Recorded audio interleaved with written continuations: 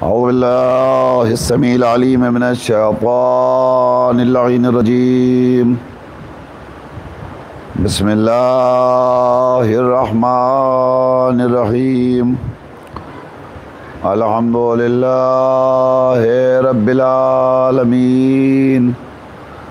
अस्सलातु वस्सलामु अला सय्यिदिल अंबिया वल मुरसलीन मौलाना व सय्यदना व शफ़ी ज़ुनूबना व तबीब नुफूसना व हबीब इलाहिल आलमीना अबिल क़ासिम मुहम्मद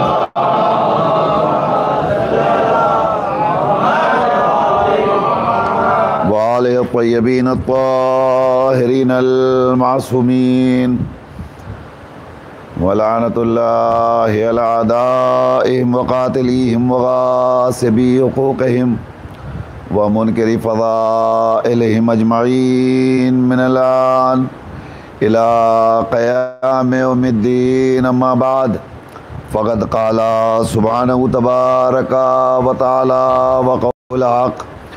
बिस्मिल्लाहिर्रहमानिर्रहीम। वमा नंसख मिन आयतिन औ नुनसिहा नअते बिखैरिम मिनहा औ मिस्लिहा। सलावत पढ़ दे बर मोहम्मद वाले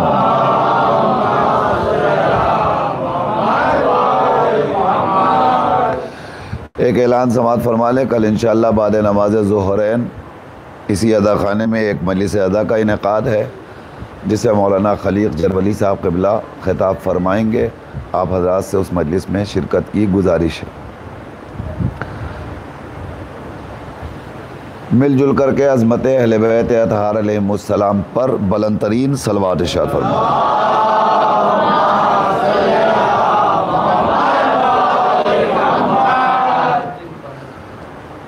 मुसलसल आप हज़रात के सामने इसी आए वाफ़ी हदाया के ज़ैल में कुछ बातें अर्ज़ कर रहा हूँ। सूरह बक़रा में इरशाद हो रहा है, वमा नंसख मिन आयतिन, हम अपनी आयतों को उस वक्त तक मनसूख नहीं करते, औ नुनसिहा नअते बिखैरिम मिनहा, जब तक हम बाद वाली आयत को पहली वाली आयत से बेहतर नहीं बना लेते। कुरान और आले इमरान, मैंने आपके सामने जो गुजारिशात अर्ज़ की हैं उसको गुज़श्ता से पैवस्त करते हुए सिलसिले बयान को शुरू करना चाहता हूँ। आप हज़रात के ज़हन में बातें महफूज होंगी इंशाअल्लाह। ज़रूरी है कि हम पहले कुरान मजीद की अज़मतों को समझें, इसलिए कि दायरे इस्लाम में हम उस वक्त तक रह ही नहीं सकते जब तक हम कुरान की मारिफत ना हासिल कर लें। और कुरान किससे सीखें? जब तक वारिसे कुरान, आलिम कुरान, मुहाफ़िज़ कुरान, मुफ़क्किर कुरान, मुरब्बी कुरान, ज़ामिन कुरान मुहैया ना हो जाए, उस वक्त तक हम कुरान सीख ही नहीं सकते। दुनिया में जितने अफराद हैं वो दुनिया में आने के बाद आलिम कुरान बने हैं, मगर कुरान भी इस कायनात की तख्लीक़ के पहले की किताब है, तो मुअल्लिम किताब भी तख्लीक़ कायनात के पहले का चाहिए, जो हमें बता सके कि कुरान मजीद की अज़मत क्या है, मंजिलत क्या है, शान क्या है, फ़जीलत क्या है, उसके असरार और रुमूज़ क्या हैं। जब तक आलिम कुरान ख़ुद कुरान को नहीं समझ सकता, उस वक्त तक दुनिया को समझा ही नहीं सकता। कुरान ने लफ्ज़ शक के ज़रिए हमारी फ़िक्रों को उजागर किया और आवाज़ दी, ज़ालिकल किताबो ला रैबा फ़ीह, ये वो किताब है जिसमें कोई शक ना करना, कोई डाउट नहीं है इसके अंदर, बिल्कुल क्लियर है, साफ़ सुथरी किताब है। तो अब ज़ाहिर है कि जब कुरान ने दावा कर दिया कि शक ना करना, इसका मतलब ये हुआ कि अगर शक कर लिया तो गए काम से। किस पर शक कर लिया? किताब पर शक कर लिया। अगर इंसान ने, मुसलमान ने यानी कुरान पर आमिल ने किताब पर शक कर लिया तो गया काम से, दायरा इस्लाम से खारिज हो जाएगा। किताब पर शक कर लिया, किताब पर शक कर लिया, इस्लाम हाथ से गया। अब अगर कोई मुहाफिज़े किताब पर शक करे, आलिमे किताब पर शक करे, मालिके किताब पे शक करे, मुअल्लिमे किताब पे शक करे, क्या दायरे इस्लाम में रह सकता है?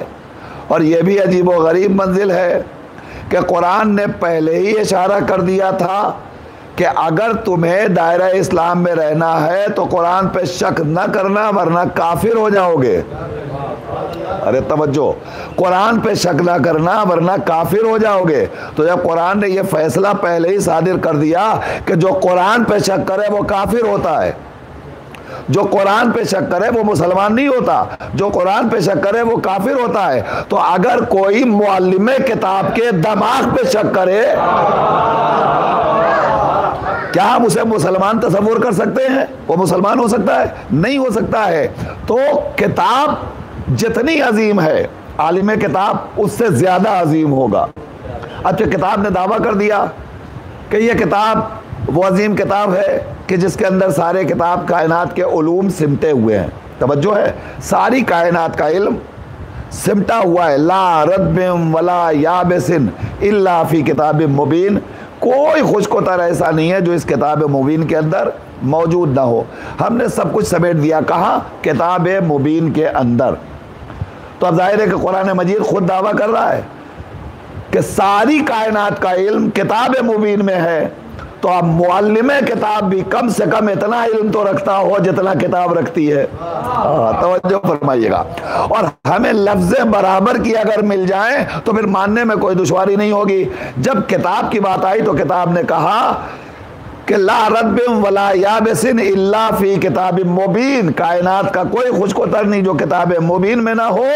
और जब आलिमे कुरान की बात आई तो कुरान ने आवाज़ दिया कि कुल्ला शैइन अहसयनाहु फी इमाम मुबीन, जैसे सब कुछ किताब मुबीन में है वैसे ही सब कुछ इमाम मुबीन के अंदर है। सलावत पढ़ दे पर मोहम्मद व आले मोहम्मद।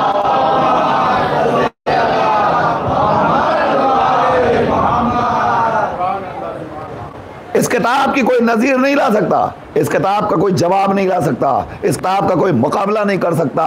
मैंने अर्ज किया था सारी कायनात मिल करके भी अगर किताब का जवाब लाना चाहे नहीं ला सकती। कुरान की आयत मैंने पढ़ी थी, लाइन इज्तमाअतिल इंस वल जिन्न अला अन यातू बिमिस्ले हाज़ल कुरान ला यातूना बिमिस्ले, सारी कायनात के जिन्नात और इंसान मिलकर भी अगर इस किताब का जवाब लाना चाहे तो नहीं ला सकते। इसका मतलब यह हुआ कि कुरान ऐलान कर रहा है कि सारी कायनात के जिन्नात इंसान मिल करके भी इस किताब के जैसी कोई दूसरी किताब लाना चाहे तो नहीं ला सकते। किताब का जवाब नहीं ला सकते, किताब की नज़ीर नहीं पेश कर सकते, किताब की मिसाल नहीं ला सकते। सारी कायनात के जिन्नात और इंसान मिल करके भी इस किताब के फज़ाइल बयान करना चाहें तो नहीं कर सकते। मुतवज्जे हैं आप, बेदार हैं आप। सारी कायनात के जिन्नात और इंसान मिलकर भी इस किताब के फजाइल बयान करना चाहे तो नहीं बयान कर सकते। तो मुअल्लिमे किताब भी तो ऐसा होना चाहिए जिसके लिए पैगंबर खुद इरशाद फरमाए सारी कायनात के अशजार कलम बन जाए, समंदर रोशनाई बन जाए। हाय हाय हाय हाय, जिन्नात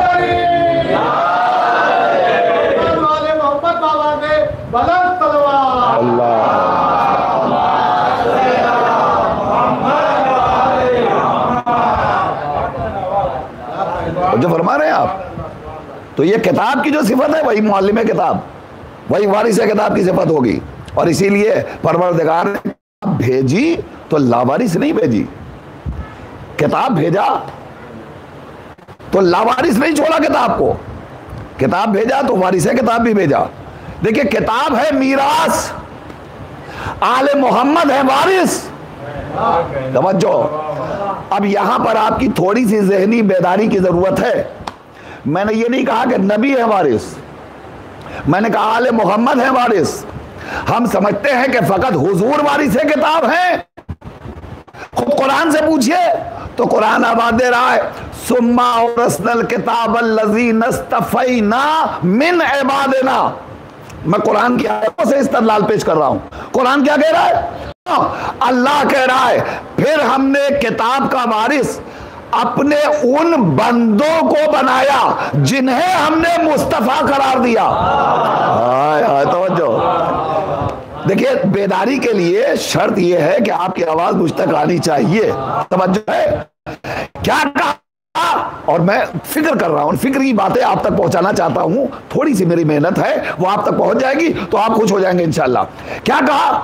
सुम्मा औरसनल किताब अल्लज़ी नस्तफ़ैना मिन इबादिना। ये नहीं कहा कि मैं अपनी किताब का वारिस बंदों में से एक मुस्तफा बंदे को बना रहा हूं, नहीं।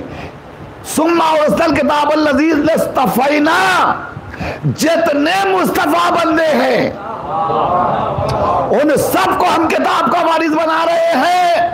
अब हमें अगर तलाश करना हो कि ये मुस्तफा बंदे कौन कौन है, तो आइए कहीं और ना जाइए, उसी पैगंबर के पास चलिए जिसके कल्ब पे कुरान नाजिल हुआ। या नबी अल्लाह, आप बताइए आप में मुस्तफा कौन कौन है? तो नबी आवाज देंगे, अव्वलुना मोहम्मद, वो औसतुना मोहम्मद, वो हाय हाय सलावत पढ़ दीजिए पर मोहम्मद वाल। नबी आवाज दे रहे हैं।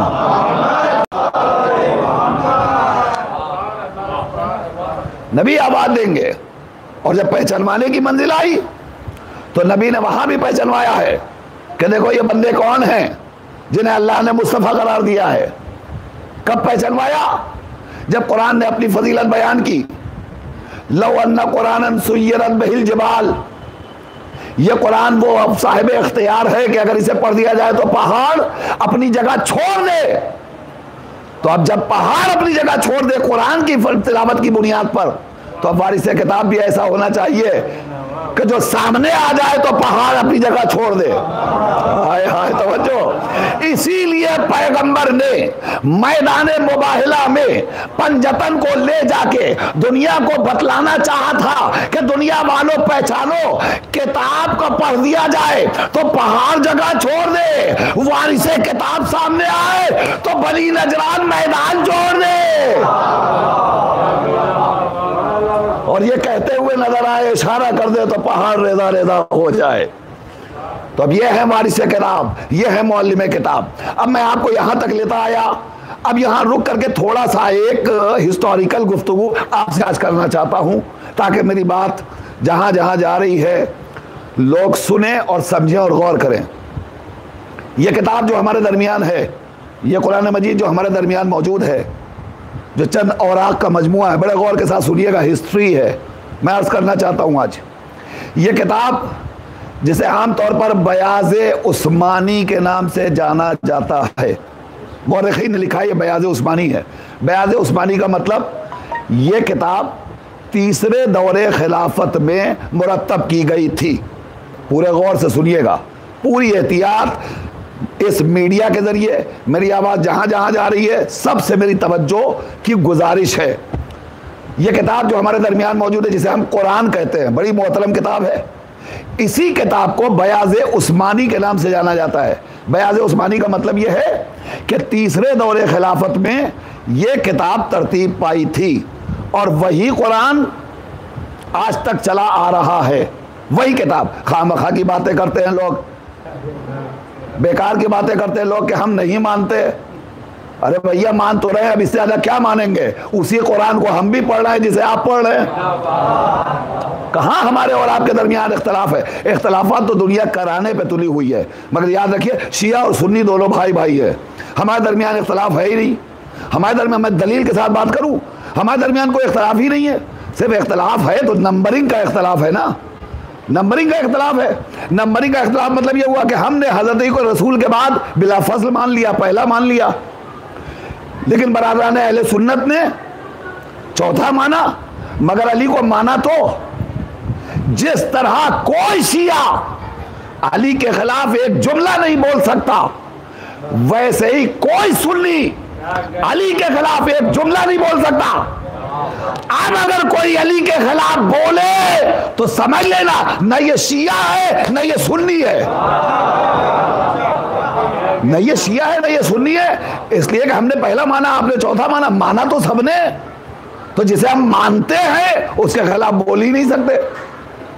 अजीज़ान गिरामी, तो ये है बयाज़े उस्मानी जो हमारे और आपके घरों में रखी हुई है। अच्छा, अब ये भी अजीब इल्ज़ाम है, अजीब इल्ज़ाम है, सुनिए।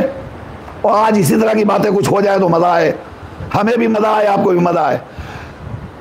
हम अलीगढ़ मुस्लिम यूनिवर्सिटी में जब पढ़ते थे, जाकरी वाकरी तो आप लोगों से सीख लिया है तो करने लगे हैं। बेसिकली हमारी तालीम पूरी यूनिवर्सिटी की है। तो हम वहाँ जब पढ़ते थे तो जिस रूम में रहते थे, अगल बगल में जितने अफराद थे सब हमारे दोस्त। तो एक कमरे में 7-8 लड़के बैठे हुए थे। हम अकेले शिया थे, सब बरादराने अहले सुन्नत थे और बड़े बड़े अच्छे दोस्त थे, बेतकल्लुफ दोस्त।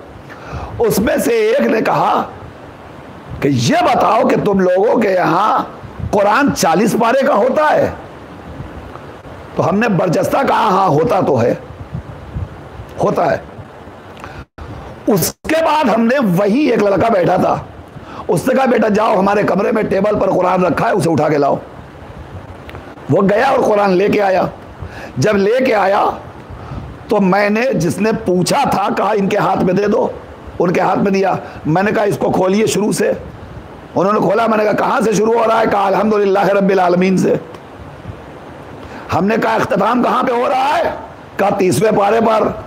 मैंने कहा इसकी पिटाई कीजिए। इसने रास्ते में 10 पारा फाड़ डाला।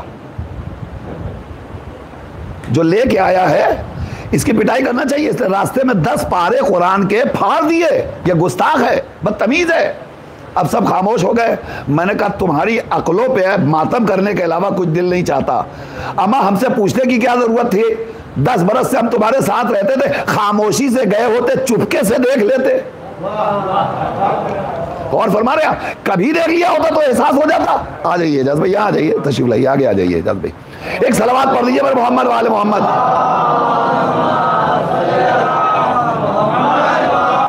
तो अब कभी कभी कुछ शुकूक शुबहात ऐसे हैं जो खामखा लोगों ने हमारी फिक्रों को उलझाने के लिए समाज में बीज की तरह बो रखा है। हकीकत है इसमें कुछ भी नहीं है। अल्हम्दुलिल्लाह वही कुरान जो आपके यहाँ है वही हमारे यहाँ भी है, और हम उसी कुरान को मानते हैं जो तीसरे दौरे खिलाफत में मुरतब किया गया। अब ये सिलसिला कहां से शुरू हुआ? सुनिए, सरकार खत्मी माब के बाद अब ये मसला खड़ा होता है ना, कुरान कहां नाजिल हुआ? पैगंबर के कल्ब पे, रसूल के घर में। और जो कुरान आज मौजूद है वो कौन सा है? तीसरे दौरे खिलाफत का। तो अब सवाल यह है कि वो कुरान कहां गया जो पैगंबर के जमाने का था? किसके पास है वो कुरान? ये सोचने की बात है। अच्छा आइए, तारीख बताती है कि हुजूर के बाद जब पहला दौरे खिलाफत आया तो खलीफा अव्वल ने खलीफा दोव्वम से कहा, तारीख पढ़ रहा हूं मैं, बेखौफ खतर पढ़ रहा हूं। खलीफा दोव्वम से कहा मुझे यह डर लग रहा है कि जंगों में हुफ्फाज़े कुरान मारे जा रहे हैं, तवज्जो, लिहाजा ऐसा ना हो कि हमारे दरमियान से कुरान खत्म हो जाए। लिहाजा किसी को मुअय्यन करो ताकि वो जाए और जिसके पास जितनी आयतें हैं, जितने सूरे हैं, जितना भी कुरान है वो सब लेके आए और उसे इकट्ठा कर दिया जाए। चुनांचे जनाबे ज़ैद बिन साबित साहबी पैगंबर, और उसके बाद के भी साहबी हैं वो, तो उनके जिम्मे ये काम किया गया और वो गए और उन्होंने जा करके दरवाजे दरवाजे, गली गली घूम घूम के, खटखटा के, जिसके पास से जो मिला, जैसा मिला, जितना मिला, तवज्जो फरमाइएगा, जिसके पास जितना मिला, जो मिला, जैसा मिला, वो लाते रहे और ये इकट्ठा करते चले गए। और जब ये इकट्ठा हो गया तो इसका नाम दिया गया कुरान। इसका नाम दिया गया कुरान। अब इस कुरान के बाद ये सिलसिला आगे बढ़ गया। अब लोगों के दरमियान कुरान आ गया। तवज्जो फरमाइएगा, कुरान आया लोगों के दरमियान। उसके बाद दूसरा दौरे खिलाफत आया। जब दूसरा दौरे खिलाफत आया तो उन्होंने कहा कि नहीं, इस कुरान में तब्दीली की जरूरत है, इसलिए कि बहुत सी आयतें इधर की उधर, उधर की उधर महसूस हो रही हैं, लिहाजा उसको इकट्ठा करना चाहिए। चुनांचे उन्होंने बड़े सूरे एक तरफ किए, छोटे सूरे एक तरफ कर दिए, और उसके बाद उन्होंने उस कुरान को जो पहले राइज था हटा दिया और अपना बनाया हुआ कुरान समाज के हवाले कर दिया। लोगों ने उसको अपना लिया। उसके बाद तीसरा दौरे खिलाफत आया तो अब उन्होंने कहा नहीं, ये मुनासिब नहीं है, इसमें मक्की सूरे अलग हैं, मदनी सूरे अलग हैं, लिहाजा इसको इस एतबार से तरतीब देना चाहिए, जो बड़े बड़े सूरे हैं उन सूरों को इकट्ठा किया जाए, जो छोटे छोटे सूरे हैं उनको इकट्ठा किया जाए और इस तरतीब से दिया जाए। चुनांचे पहला बड़ा सूरा, उससे छोटा, उससे छोटा, उससे छोटा, उससे छोटा, इस एतबार से उन्होंने कुरान को तरतीब दिया। अब जो पहले और दूसरे दौर का कुरान था, पहले और दूसरे दौर का कुरान था, पूरी तवज्जो मैं आपकी चाहता हूं, पहले दौर का कुरान दूसरे दौर में मनसूख हुआ। तवज्जो, पहले दौर का कुरान दूसरे दौर में मनसूख हुआ, दूसरे दौर का कुरान तीसरे दौर में मनसूख हुआ। अब तीसरे दौर का कुरान राइज हो गया, मगर अब तीसरे दौर के बाद खिलाफत आई मौला अली के पास। तवज्जो फरमाइएगा, खिलाफत आई मौला अली के पास। अब मौला अली ने क्या कहा, अली चलिए, खिलाफत आपका इस्तकबाल करने को तैयार है, आइए। तो अली ने कहा नहीं, मैं उस वक्त तक दोष पे आबा नहीं डालूंगा जब तक जमे कुरान का काम मुकम्मल नहीं कर लूंगा। अरे भाई तवज्जो फरमाइएगा, तवज्जो, हिस्ट्री पढ़ रहा हूं, इसमें बोलना मुश्किल है आपका, मगर मैं बोलवाऊंगा आपसे। सुनिए, यह तीसरा दौरे खिलाफत था जहां पहले वाले दोनों कुरान को मनसूख किया गया और तीसरा कुरान राइज हो गया। अब जब चौथा दौर आया तो मौलाए कायनात ने क्या कहा, अमीरुल मोमिनीन ने क्या कहा हम खिलाफत उस वक्त तक नहीं लेंगे जब तक कुरान को इकट्ठा नहीं कर लेंगे, जमा नहीं कर लेंगे। आप किसी से पूछा, और घर से कदम बाहर नहीं निकालेंगे। देखिए दूसरा जुमला भी बड़ा इंपॉर्टेंट है, दूसरा जुमला और इंपॉर्टेंट है, और हम उस वक्त तक घर से कदम बाहर नहीं निकालेंगे। अली का यह जुमला बता रहा है कि कुरान लेना है तो नबी के घर से मिलेगा, कहीं और से नहीं मिलेगा। कुरान कहीं और से नहीं मिलेगा, नबी के घर में कुरान मिलेगा। लिहाजा अली इब्न अबी तालिब बैठे हुए हैं।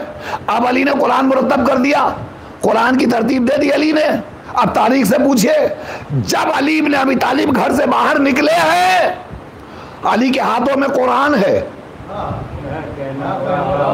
तवज्जो, अली के हाथों में कुरान है। यह वो जमाना है कि जब लोग मुत्तफिका तौर पर अली इब्न अबी तालिब के हाथों पे बैयत करने को तैयार हैं, मगर खुदा बुरा करे शैताने वक्त का, उसने तो वादा ही कर रखा है, लिहाजा वो किसी न किसी तरीके से काम अपना कर रहा है। अब जाहिर है कि एक गिरोह मुखालिफत पर भी आमादा हो गया, मैं उस गिरोह की वजाहत नहीं कर सकता इस वक्त, लेकिन मैं अपने मौजू को मुकम्मल करना चाहता हूं। अली इब्न अबी तालिब आए, कहां आए, उसी दरबार में आए, और दरबार में आने के बाद अली ने अपना कुरान पेश किया। वो कुरान जो अली जमा कर चुके थे उसे पेश किया। तारीख कहती है अली के सामने उस कुरान को फाड़ के फेंक दिया गया। ये मुसलमान है, दुनिया मुसलमान कहेगी, उस कुरान को रद्द कर दिया गया। अली इब्न अबी तालिब पूछ रहे, अली ने दरबार खिलाफत में कुरान पेश किया, मगर कुरान को एक्सेप्ट नहीं किया गया, एक्सेप्ट नहीं किया गया। दरबार बर्खास्त हो गया, अली खामोशी से वापस आ गए, मगर अली ने कुछ नहीं कहा। साहिब जुल्फ़िकार थे, कुरान की बेहुरमती हो रही थी।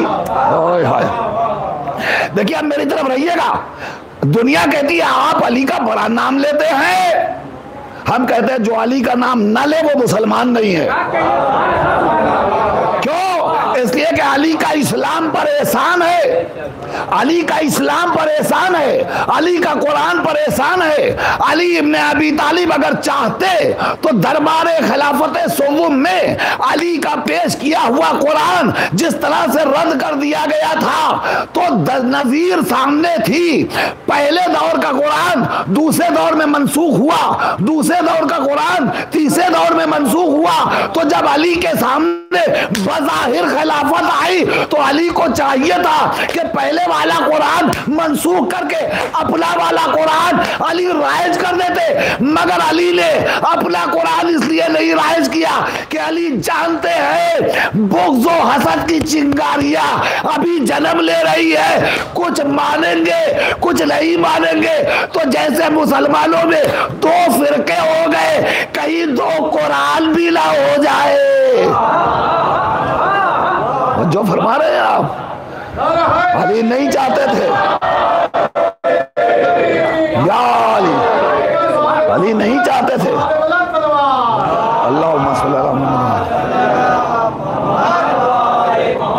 अब थोड़ा थोड़ा सा अगर आगे आ जाइए आप हजरात, ताकि पीछे गेट पर अब रास्ता तो होना चाहिए ना, थोड़ा सा जरा जरा सा आगे आइए, आ जाइए जल्दी से आ जाइए।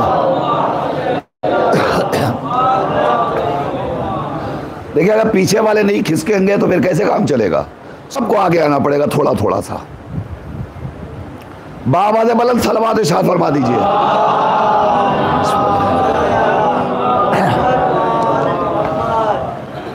एक बार मिलजुल करके सलवात पढ़ दीजिए बावाज़ बुलंद।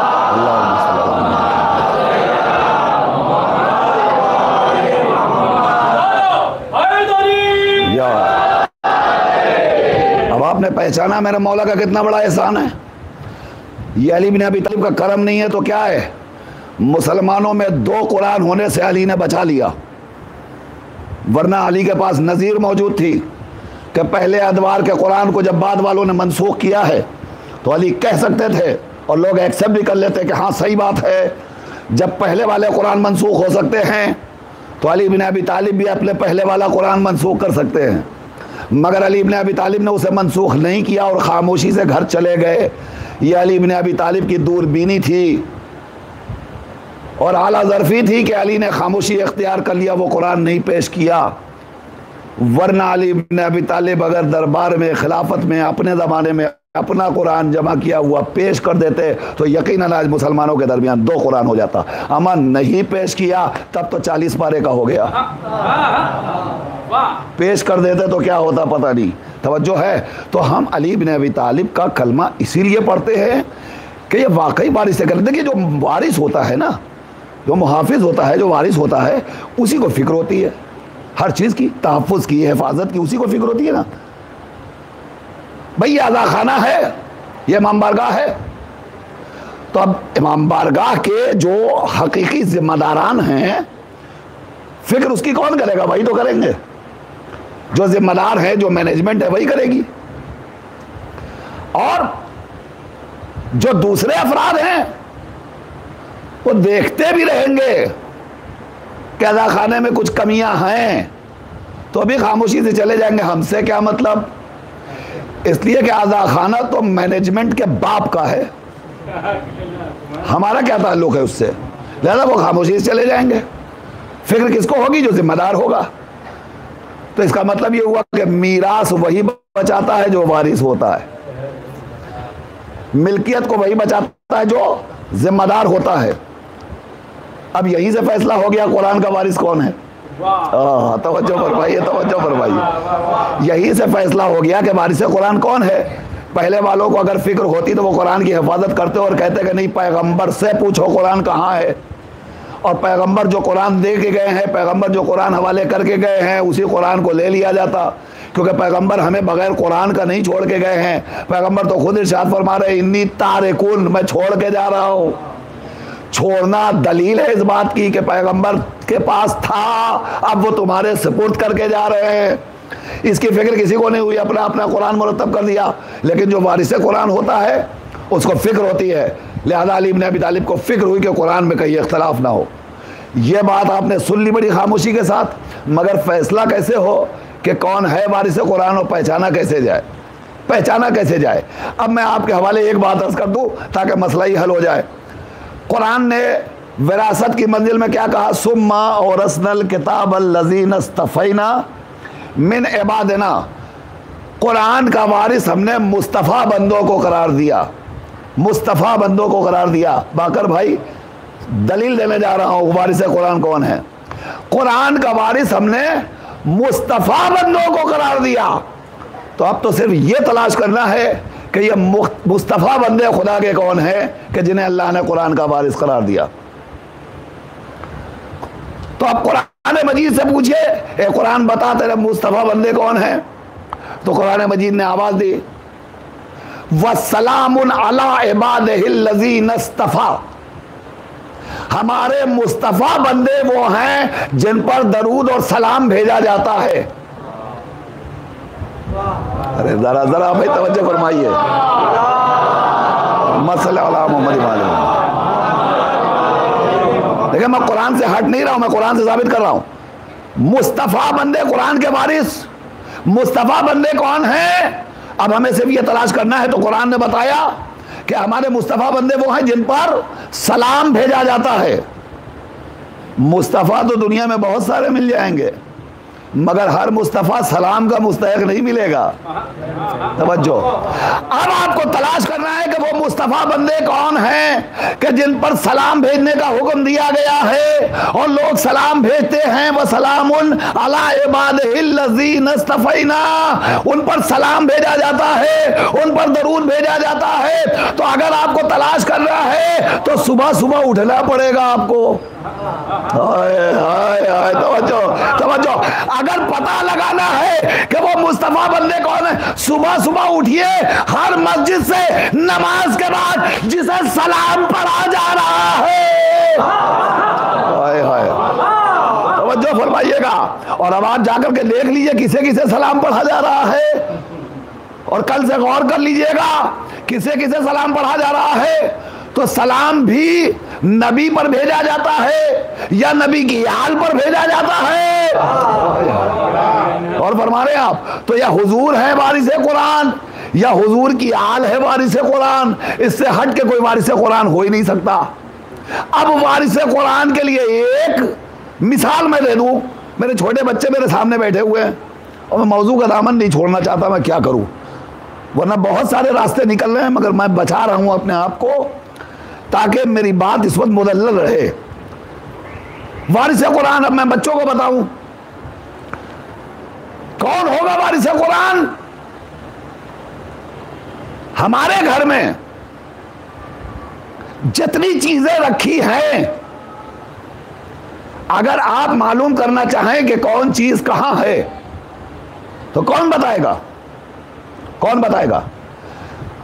यकीन माने ये जामिन साहब बैठे हुए हैं, ये मेरे बहुत करीबी हैं, मेरे बहुत अच्छे दोस्त हैं, मेरे छोटे भाई हैं, मेरे अजीज हैं, सब कुछ हैं। इनसे पूछ लीजिए कि हमारी पासबुक कहाँ रखी है, बता दे तो जाने। इनसे पूछ लीजिए हमारी बीवी के जेवरात पैसे हैं में नहीं, मगर पूछ लीजिए अगर थोड़े बहुत, पूछिए कहाँ रखे, बता दे तो मैं जानूं। बता सकते हैं? ये नहीं बता सकते।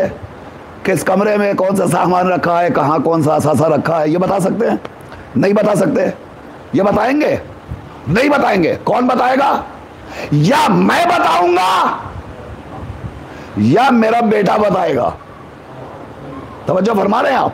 दूसरा तो कोई नहीं बता सकता। बहुत करीबी दोस्त सही, बिल्कुल पहलू नशीन सही। हाय हाय, तवज्जो फरमाइएगा। बिल्कुल पहलू में बैठने वाला सही, बहुत बुजुर्ग सही, मगर आप उससे अगर दरियाफ्त करना चाहे बता पाएगा?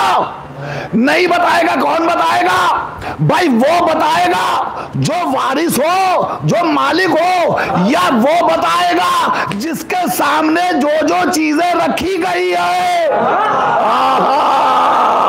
तो जो अब हमें चाहिए कुरान का इल्म, तो कौन बताएगा? या नबी बताएंगे या वो बताएगा जो नबी के शाना बशाना साए की तरह हर मंजिल पे रहा हो। वो बताएगा कौन सी मक्की आयत है, कौन सी मदनी आयत है, कौन सी सुर्खी में आई, कौन सी तरी में आई, कौन सी खुशकी में आई, कौन सी पस्ती में आई, कौन सी बुलंदी में आई, कौन सी घर में आई, कौन सी मस्जिद में आई, कौन सी बुलंदी में आई, कौन सी आयत कहाँ आई। वही बता सकता है जो घर वाला हो, बाहर वाला नहीं बता सकता। सलावत पढ़ने पर मोहम्मद वाल जो फरमाया।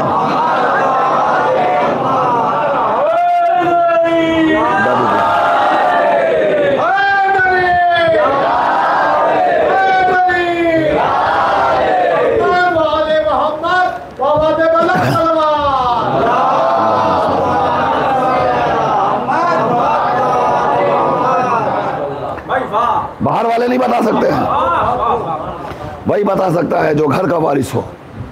तो जो फरमा रहे हैं आप, जिसके सामने सारी चीजें रखी हो वही बता सकता है। नबी है वारिस कुरान, या औलाद नबी है, आले नबी है वारिस कुरान, ये बताएंगे। इसलिए कि इनके सामने कुरान की आयतों का नुज़ूल हो रहा है। इनसे पूछो कुरान क्या है। अज़ीज़ान गिरामी, बस मैं अपनी बात को और ज़्यादा नहीं फैलाना चाहता, लेकिन एक मंजिल तक आना चाहता हूं। नजात चाहिए तो इनसे वाबस्ता होना पड़ेगा। अगर इनसे हम दूर हो गए, नजात मुमकिन नहीं है। क्यों नजात मुमकिन नहीं है? इसलिए नजात नहीं मुमकिन है कि बात है कुरान की, तो मसला भी हल कुरान ही करेगा। कुरान मजीद में जिस वक्त जनाब नूह ने परवरदिगार आलम से बद्दुआ की है, परवरदिगार अब उम्मत के रंज सहे नहीं जाते, मुझे नजात चाहिए इनसे। और परवरदिगार मुसलसल कहता रहा, नूह अभी कुछ दिन और तबलीग करो, कुछ दिन और तबलीग करो, कुछ दिन और तबलीग करो। परवरदिगार कहता रहा। नूह हर बार तबलीग करते थे और हर बार थक हार के दुआ उठा के लिए हाथ उठा देते थे। परवरदिगार अब ये मानने वाले नहीं हैं, ये सुधरने वाले नहीं है। परवरदिगार क्या करेगा? तो परवरदिगार अब इस पे अजाब नाजिल कर ही दे। अज़ाहिर का अल्लाह का बंदा था, लिहाजा अल्लाह को भी रहम आ गया। ठीक है, चलो बहुत परेशान हो लिए तुम, अब तुम आजिज़ हो तो हम तुम्हारी बातें रद्द भी नहीं कर सकते, लिहाजा लो हम तुम्हें नजात दे देते हैं। कैसे नजात मिली नूह को? का एक कश्ती बनाओ, तवज्जो, कश्ती बनाओ। महबूद कश्ती बनाए, काहे के लिए?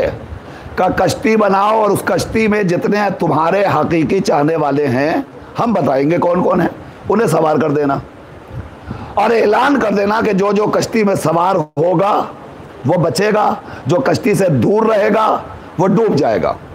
ये ऐलान हो गया कुरान में। जनाब नूह ने कश्ती बनाई। अब अगर आप फिर खामोश हो गए तो आपके सुकूत को तोड़ दिया जाए। कश्ती कहाँ बनाई? बंद कमरे में बनाई, हुजरे में बनाई, कोठरी में बनाई, कहाँ बनाई? कुरान ने कहा खुले मैदान में। यह कश्ती कौन सी बन रही है? नजात की कश्ती, नजात की कश्ती। और नजात की कश्ती बन रही है खुले मैदान में। इसका मतलब यह हुआ कि बंद कमरों से नजात नहीं मिलेगी। तवज्जो फरमाइएगा, बंद कमरों से नजात नहीं मिलेगी। नजात के लिए खुले मैदान में आना पड़ेगा, अपने मिशन को आपको साबित करना पड़ेगा। और आप आइए मैदान में और आकर के बता दीजिए कि भाई खुदा का हुक्म है, जो जो इस पर सवार हो जाएगा वो नजात पा जाएगा। कश्ती बन गई। जनाब नूह ने इशारा दे दिया, सवार होने वाले सवार हो गए, दो दो जोड़े, कुल 70 जोड़े सवार हुए, बाकी पूरी दुनिया गर्क हो गई। जो सवार होने वाले थे उनमें जनाब नूह का बेटा भी था जो सवार नहीं हुआ। और कहते रहे सवार हो जाओ, अभी सब सवार हो रहे हैं, अभी सिलसिला जारी है। बेटा आ जाओ, नहीं हम नहीं आएंगे। बेटा सवार हो जाओ, नहीं हम नहीं सवार होंगे। बेटा मैं कह रहा हूं, मैं यानी मैं नबी की हैसियत से तुमसे कह रहा हूं, बाप की हैसियत से नहीं। सवार हो जाओ। बेटा सवार हुआ, नहीं सवार हुआ तो कम से कम सफीने नूह की इस आयत ने यह तो वाज़े कर दिया कि अगर नबी की बातों पे अमल न किया जाए तो बेटा भी हो तो लानत का मुस्तहिक होता है, नजात नहीं हासिल कर सकता। बेटे ने मना कर दिया, बीवी ने मना कर दिया, अब ये पूरी तारीख है, बीवी भी नहीं सवार हुई, बेटा भी नहीं सवार हुआ। अरे गर्क हो जाओगे, डूब जाओगे। नहीं डूबेंगे कैसे? फिर क्या करोगे? कहा पहाड़ पे चले जाएंगे। पहाड़ पे जाएंगे काहे के लिए? जान बचाने के लिए। तो अब इसका मतलब ये हुआ कि लोग जान बचाने के लिए पहाड़ तलाश किया करते थे। मगर मुझे बताइए, तारीख में तलाश करके जनाबे नूह का बेटा पहाड़ पे गया, जान बची? नहीं बची। तो इसका मतलब ये हुआ कि जो पहाड़ पे जाएगा जान बचाने के लिए वो भी डूबेगा, और जो उसके हवारियीन होंगे वो भी डूब जाएंगे। ये सब के सब गए। अब ये कश्ती बन गई। इस कश्ती का नाम क्या दिया? सफीने नजात। यहीं तक मैं आपको लाना चाहता था। सफीने नजात, मुझे पूरा वाक्य नहीं पढ़ना, आपके पेशे निगाह है। सफीने नजात, नजात की कश्ती। ये किसने बनाई? नूह ने बनाई। तो कश्ती नजात किसकी हुई? जनाबे नूह की। नूह की कश्ती है सफीने नजात। अब पैगंबर की हदीस पढ़िए, पैगंबर ने क्या कहा? मसलो अहले बैती। तवज्जो तवज्जो, मैं बहुत दूर आपको ले जा रहा हूं, बहुत दूर, और जरा सा बेदार रहिएगा। पैगंबर ने क्या कहा? मसलो अहले बैती का मसले सफीनत नूह। मेरे अहले बैत सफीने नूह के मानिंद है। नहीं, आप बेदार नहीं है। मेरा जुमला क्या था? इनसे दूर रहोगे डूब जाओगे, करीब आओगे नजात पा जाओगे। अब दलील देने जा रहा हूं। पैगंबर ने क्या कहा? मसलो अहले बैती, मेरे अहले बैत सफीने नूह के मानिंद हैं। सफीने नूह के मानिंद हैं। सफीने नूह के माने, हमें कमाल हो गया। अच्छा ये बताइए, ये सफीना किस चीज का बना था? लकड़ी का।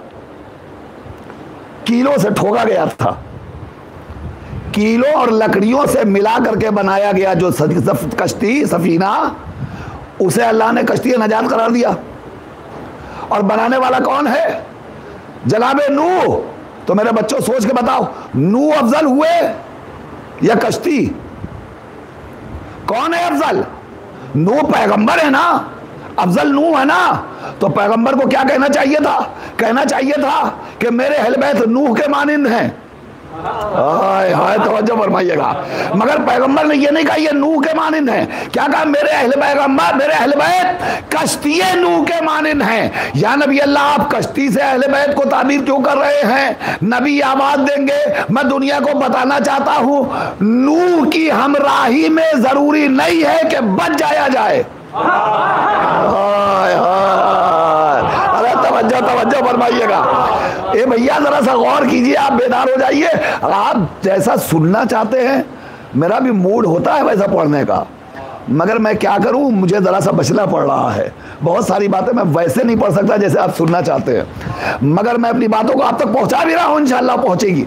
सुनिए, क्यों नहीं कहा पैगंबर ने मेरे अहले बैत नूह के मानिंद? नूह अफजल है, पैगंबर है, नबी अल्लाह है, तो कहना चाहिए था मेरे अहले बैत नूह के मानिंद। ये नहीं कहा। कहते मेरे अहले बैत कश्ती नूह के मानिंद, सफीने नूह के मानिंद। परवरदिगार क्यों कह रहा है? कहा दुनिया को पहले तो ये तहोका देना चाहते हैं कि नूह के साथ रहने वाला जरूरी नहीं है कि नजात पा जाए। नजात पा जाए ना, रिश्तेदारी काम आएगी। हाय हाय, ना रिश्तेदारी काम आएगी, ना कुर्बत काम आएगी। नूह की बीवी भी डूब गई। हाय हाय हाय, इसका मतलब यह हुआ कि जरूरी नहीं है कि अगर नबूवत की ज़ौजियत में कोई चला जाए वो नजात भी हासिल कर ले, जरूरी नहीं है। बेटा भी डूब सकता है, बीवी भी डूब सकती है, नजात कौन पाएगा? जो लोग कश्ती में सवार होंगे। पैगंबर ने वजाहत कर दी, मसलो अहले बैती का मसले सफीनत नूह, हमारे अहले बैत सफीने नूह के मानिंद है। नजात बस उसकी होगी जो कश्ती में सवार होगा। पूरी दुनिया अगर बेदीनी पर आमादा हो तो डुबा देने के काबिल है। 72 अफराद अगर दीनदार हो तो बचा लेने के काबिल है। यह फैसला इलाही, यह फैसला कुदरत। बेदीनी काम नहीं आएगी, दीनदारी काम आएगी। लिहाजा 72 नफूस भी होंगे दीनदार तो बचा लिया जाएगा। पूरी दुनिया बेदीन होगी तो उसे गर्काब कर दिया जाएगा, उसे डुबा दिया जाएगा। खुदा का ये फैसला है। अजीज़ान गिरामी, बस मैं आपको इस मंजिल तक ले आया। नजात चाहिए, अहले बैत से वाबस्ता होना पड़ेगा। अब वो और अफराद हैं कि जो अपने आप को नाजी तो समझते हैं मगर हैं नहीं नजात याफ्ता। क्यों? इसलिए कि नजात याफ्ता वो हो ही नहीं सकते। नजात याफ्ता तो बस वही होगा कि जिसके हाथों में विलायत अली का जवाज होगा, मोहब्बत अली का वीज़ा होगा। अब ये इस कॉल को मैं छेड़ नहीं सकता इस वक्त, इंशाअल्लाह अर्ज़ कर दूंगा। वक्त मेरा मुकम्मल हो गया। अज़ीज़ान गिरामी, नजात याफ्ता बस वही है जिसे अली नजात का परवाना दे दे। ज़हन में रखिएगा, नजात हर किसी की नहीं हो सकती। नजात बस उसकी होगी जिसे अली नजात का परवाना दे दे। मोहब्बत अहले बैत की बड़ी अहमियत है, इस अज़मत को समझने की कोशिश कीजिए। अली की विलायत, अली की मोहब्बत बड़ी अजीम शय है, बड़ी अजीम शय है। यही ज़िंदगी अता करती है, यही हयात अता करती है। मैं आपके सामने अर्ज़ कर दूँ एक वाक़या।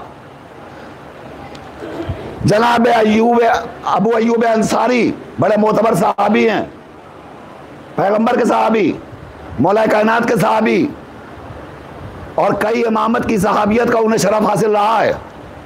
मौला कायनात के बगल में खड़े हैं। अली इब्न अबी तालिब घर से निकले लकोदक सहरा की तरफ, अबू अय्यूब अंसारी भी साथ साथ चल रहे हैं। एक मैदान में पहुंचे अली। पहुंचने के बाद अली खंदा लब हुए, मुस्कुराए। अबू अय्यूब अंसारी ने देखा अली मुस्कुरा रहे हैं, मुस्कुरा के एक जुमला आया ज़बान पर कि वाकई परवरदिगार तेरा कितना करम है कि तूने फ़ज़ाओं में भी मखलूक़ात की रिज़्क़ फराहम कर रखे हैं।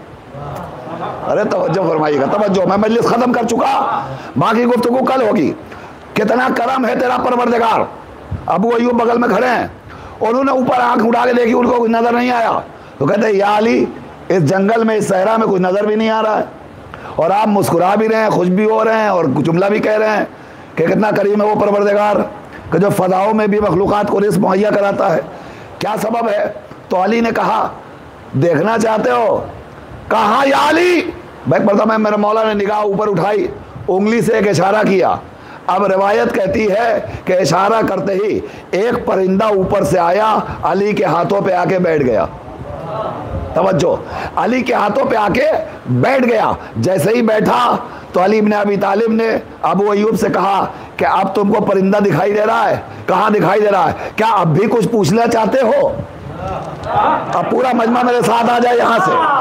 अब भी कुछ पूछना चाहते हो? आबादी, हाँ। अब एक मसला और है, इतना बता दीजिए कि ये परिंदा इस बेआबो गया में जो सहल रहा है, यहाँ तो एक दाना भी नहीं है, ये जिंदा कैसे रहता है? ये हयात कैसे पाता है? तो अली ने कहा अब ये मसला तो इसका है, तो इसी से पूछ ले। हाय हाय हाय, तवज्जो, ये मसला इसका है तो इसी से पूछ ले। ये कहते ही अली ने ताहिर की तरफ देखा और ये कहा कि ये बता, इस लकोदक सहरा में तू खाता क्या है, तू पीता क्या है? तो वो परिंदा दस्ते अली पर मुस्कुराता हुआ कहता, या अली, इस लकोदक सहरा में जब मुझे भूख लगती है तो मैं आपकी विलायत की ग़ज़ानोश करता हूं।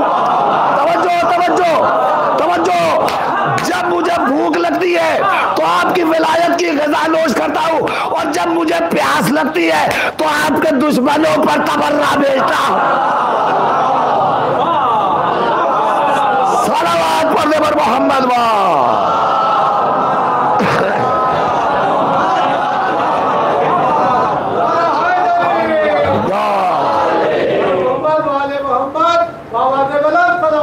अल्लाहुम्मा सल्ली अला मुहम्मद। अज़ीज़ान गिरामी, ये रिवायतों में वाक़यात यूँ ही नहीं है, ये इसलिए है कि हम इससे दर्स हासिल करें, इससे सबक हासिल करें। और सबक हासिल करने का मतलब ये है कि जिस माने में विलायत अली इब्न अबी तालिब को हमें इख्तियार करना चाहिए, हम अगर वैसे इख्तियार कर रहे हैं तो यकीनन हम कामयाब हैं। और अगर जो मफ़हूम विलायत है उसको हम वैसे नहीं इख्तियार कर रहे हैं तो फिर ये हमें अपने आप को धोखा देना तो हो सकता है, विलायत को इख्तियार करना नहीं हो सकता। ये जानवर है, ये परिंदा है, मगर विलायत का इतना शऊर रखता है। अली को अपनाना है, अली को अपनाया है तो अली को वैसे मानेंगे जैसे अली अपने आप को मनवाना चाहता है, ऐसे नहीं मानेंगे जैसे हम अली को मानना चाहते हैं। बस आज की गुफ्तगू यहीं पर रोकता हूँ और इंशाअल्लाह कल मुझे अगर याद रहा तो मैं यहीं से गुफ्तगू का आगाज़ करूँगा और बताऊँगा कि हमें अली को कैसे अपनाना चाहिए और अली को कैसे मानना चाहिए। हम अली के नाम पे सर धुनते हैं और यकीनन धुनना चाहिए, इसलिए कि हमारी ज़िंदगी अली का सदका है। हमारी हैसियत क्या है, हमारी औकात क्या है, हमारी बिसात क्या है, ये मेरा मौला का करम है, अहले बैत का करम है जो आज हम इज़्ज़त की ज़िंदगी गुजार रहे हैं। और अगर इंसान को इज़्ज़त की ज़िंदगी ना मिले तो फिर उसे इस दुनिया में रहने का हक़ ही नहीं है। इसलिए कि हम जिस इमाम के याद में इस खमसे को बर्पा कर रहे हैं उस इमाम ने खुद आवाज़ दी थी, ए मेरे शियो, हमारे लिए इज़्ज़त का सबब बनना, हमारे लिए ज़िल्लत और रुसवाई का सबब न बनना। लिहाजा हमें इस दुनिया में ज़िंदगी गुजारना है तो अपने मासूमीन के नक्शे कदम पर ज़िंदगी गुजारते हुए इस तरह से ज़िंदगी गुजारना है कि यकीनन मासूमीन हमसे राज़ी हो जाएं, मासूमीन हमसे खुश हो जाएं।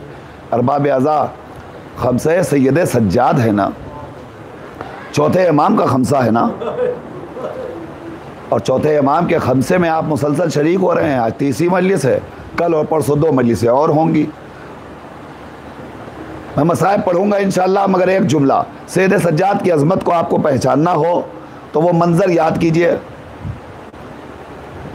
वो सैयद सज्जाद जिसका ये आलम है कि बूढ़ा बाप ज़ख्मों से चूर चूर सामने खड़ा है, एहसास कीजिएगा, रोएंगे आप इंशाअल्लाह। बूढ़ा बाप ज़ख्मों से चूर चूर सामने खड़ा है।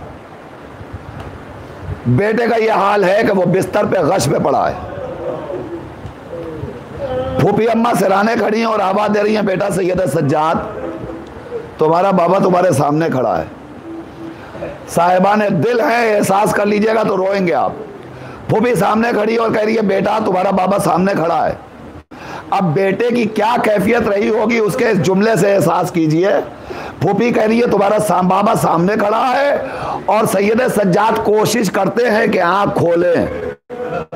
अल्लाह अकबर, कोशिश करते हैं कि आँख खोलें और आँख खोलने के बाद सैयद सज्जाद पूछते हैं, फूफी अम्मा कहाँ है मेरा बाबा, फूफी अम्मा कहाँ है मेरा बाबा। इसका मतलब यह हुआ कि बेटे पर गशी का ये आलम है कि बाप सामने खड़ा है, बेटा पहचान नहीं रहा है, बेटा पहचान नहीं रहा है। और बाप की अजीबो गरीब कैफियत है, जिस्म लहू लुहान है मेरे गरीब इमाम का, और बेटा पूछ रहा है फूफी अम्मा कहाँ है मेरा बाबा, कहाँ है मेरा बाबा।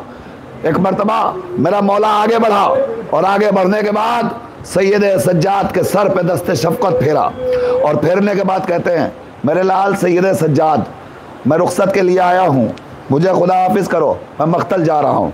रोने वालों, तारीख कहती है एक मरतबा सैयद सज्जाद ने पूछा, बाबा आप मख्तल क्यों जा रहे हैं, मेरा चचा अब्बास कहाँ है।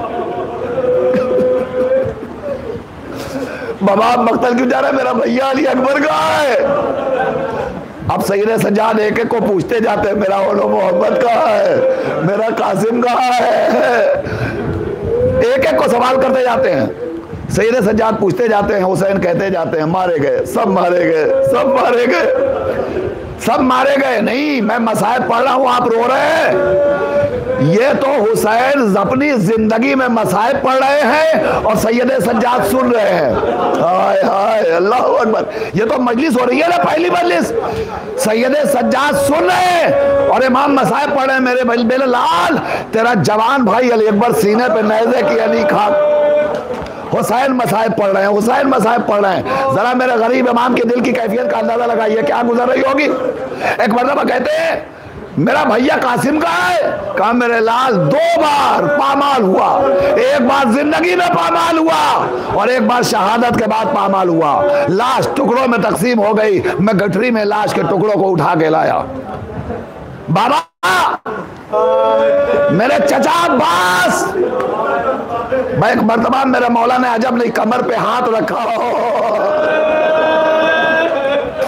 और हाथ रख के कहा मेरे लाल मेरी कमर टूट गई, मेरा भैया फुरात के किनारे दोनों हसानों को कलम करा के सो रहा है। जज़ाकुमुल्लाह जज़ाकुमुल्लाह, खुदा आप सबको सलामत रखे। रोते आना अरबाब अज़ा इसी तरह से एक एक को पूछते रहे सैयद सज्जाद, बताते रहे मुझे नहीं मालूम। पूछते पूछते सैयद सज्जाद ने अजब नहीं सवाल कर लिया हो, बाबा कोई नहीं बचा? कहा नहीं कोई नहीं बचा। बाबा आप अकेले रह गए? कहा मेरे लाल बस मुख्तसर ये कि या तुम हो। मैं ये जुमला कैसे आपकी समातों को हदिया करूं, रोने वालों अज़ादारों सुनो, सीने पे हाथ रखो। मेरे लाल या तुम हो या हमें। सैयद सज्जाद ने अजब नहीं पलट के पूछा बाबा क्या मेरा 6 महीने का भैया अली असगर भी मारा गया? जज़ाकल्लाह जज़ाकल्लाह जज़ाकल्लाह। रोते आओ और बाबे अज़हर, क्या मेरा शशबहा अली असगर भी मारा गया? कहा मेरे लाल अली असगर भी मारा गया। उसके बाद सैयद सज्जाद कहते फूफी अम्मा जरा सहारा दीजिए, फूफी अम्मा जरा सहारा दीजिए, मुझे उठाइए। मेरे लाल काहे के लिए उठना चाहते हो? कहा फूफी अम्मा मैं सलामत रह जाऊं, मेरा बाबा मरने चला जाए।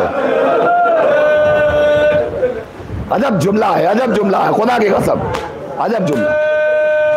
इमाम कहते हैं मेरे लाल तुम बीमार हो, सुन पाएंगे आप, सुनेंगे रवायत का जुमला, तुम बीमार हो, बीमार पर से जिहाद साकित है। तो फौरन सैयद सज्जाद कहते हैं बाबा ये बताइए क्या बेटे पर बाप की नुसरत करना भी साकित है? मैं बेटा हूं, आप मरने कैसे चले जाएंगे? बेटे पर बाप की नुसरत तो साकित नहीं है, मुझे मरने की इजाजत दीजिए। सैयद सज्जाद को इमामत सुपुर्द करते हैं इमाम, और बस एक जुमला आखिरी सुन लीजिए। सारी इमामत के राज सुपुर्द करके और एक मर्तबा जाना चाहते हैं तो रवायत कहती है कि मेरा गरीब इमाम सैयद सज्जाद के पास थोड़ी देर के लिए खामोशी से रुका, सर को झुकाया, मेरी तरफ देखते रहना, सर को झुकाया, आंखों से आंसू जारी है, और एक मर्तबा कहते हैं मेरे लाल करबला के बाद की मनाजिल को तुम्हें तय करना है। रोएंगे आप, यही मजलिस तमाम हो जाएगी। करबला के बाद की मनाजिल को तुम्हें तय करना है। बाबा क्या करना है? कहा अभी तुम असीर कर लिए जाओगे, अभी फुफिया कैदी बनाई जाएगी, अभी तुम हथकड़ियों और बेड़ियों में जकड़े जाओगे, कशा कशा फिराए जाओगे, बाजार शाम कूफा होगा, तमाशाइयों का मजमा होगा। सैयद सज्जाद ने इसे भी बर्दाश्त किया। रोते रोते मेरा मौला कहता है मेरे लाल मेरा एक पैगाम है, बस यही मजलिस खत्म कर रहा हूं। मौला के चाहने वालों ये पैगाम आप तक पहुंच जाएगा। सरो सीना पीटना, मातम करना, गिरिए का हक अदा हो जाएगा। मेरे लाल जब कैद खाना शाम से रिहाई मिलेगी तो तुम्हें मदीना जाना मयसर होगा। ए मेरे लाल जब मदीने जाना तो मेरे शियों को मेरा सलाम कहना और कहना ए मेरे शियों काश के तुम करबला में होते तो तुम देखते मैं किस तरह अली असगर को लेके मक्तल में आया, पानी मांगता रहा, मेरे कलाम को मुनक़ता कर दिया गया। ए मेरे शियो जब ठंडा पानी पीना मेरे प्यास को याद कर लेना। वाह उर्बता वाह मुसीबता, इन्ना लिल्लाह व इन्ना इलैहि राजिऊन। रज़न बिक़ज़ाही व तस्लीम अल-अम्रे इलाही इलाही इलाही बेक़ि ज़हरा व बीहा व बालिहा व बनूहा। बारला तुझे वास्ता है मोहम्मद व आले मोहम्मद का, हमारी आंखों से बहने वाले इन आंसुओं के कतरे का तुझे वास्ता। माबूद, हमें दुनिया में ज़िंदा रखना तो अहले बैत के लिए इज़्ज़त का सबब करार देना, ज़िल्लत और रुसवाई का सबब न करार देना। मेरे बाबूद, ज़िंदगी के एक एक लम्हे में मुझे हम सब को खुशनूदी अहले बैत अतहार का सलीका इनायत फरमा। माबूद, तुझे वास्ता मोहब्बत वाले मोहम्मद का जितने अज़ादार बैठे हुए हैं, इन सब की तमाम हाजत शरई को फ़र्श मजलिस से उठते ही पूरी फरमा दे। माबूद, तुझे वास्ता है इस दैर अहदे पुर आशोब में अज़ादार जहाँ जहाँ भी जिस एतबार से भी अज़ाए हुसैन में मसरूफ़ हैं, परवरदिगार उन सब को सेहत और सलामती इनायत फरमा।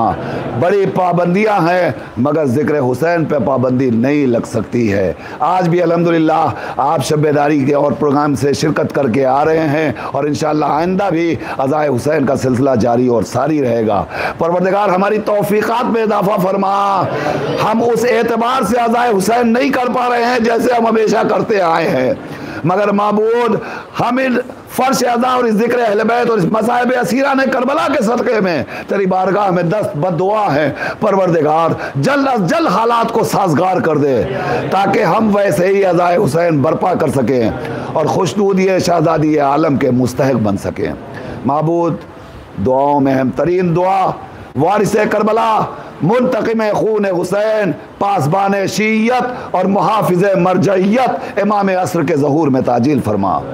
हम सब को उनके आमान व अंसार में शुमार फरमा। मातम हुसैन।